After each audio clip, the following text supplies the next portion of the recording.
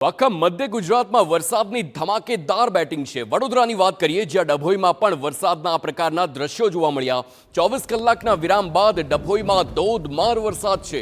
મવડી, ભાગોળ, ટીંબી ફાટક, જનતાનગર વિસ્તારમાં વરસાદ અને આ સાથે જ નવીનગરી, અંબિકા પાર્ક, દયારામનગર વિસ્તારમાં પણ વરસાદી માહોલ છે। ક્યાંક ધોધમાર તો ક્યાંક ધીમી ધારે વરસાદ જોવા મળ્યો છે। સતત વરસાદથી રસ્તા પર પાણી વહેતા હોય તેવા દ્રશ્યો જોવા મળ્યા।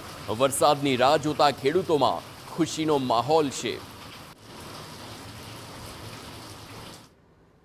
વડોદરામાં વાઘોડિયાની વાત કરીએ, ત્યાં પણ ધોધમાર વરસાદ છે। ભારે વરસાદથી રસ્તા પર પાણી ભરાયેલા હોય તેવા દ્રશ્યો જોવા મળ્યા। કેટલાક ગ્રામ્ય વિસ્તારોમાં પણ ભારે વરસાદ। વાઘોડિયાથી માડોધર તરફ જતા રોડ પર પાણી ભરાયા છે। પરિશ્રમ સોસાયટીના નાકાના રોડ પર વરસાદી પાણી ભરાયેલા છે। રસ્તા પર પાણી ભરાતા વાહન ચાલકો મુશ્કેલીમાં મુકાયા છે।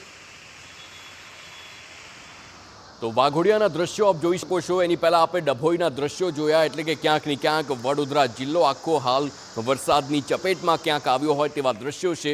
તો વડોદરામાં વરસાદી વાતાવરણ અને તેની વચ્ચે આ વાઘોડિયાના દ્રશ્યો, જ્યાં આખી કારના જે ટાયર ડૂબી ગયા હોય તેટલા પાણી ભરાયેલા જોવા મળ્યા।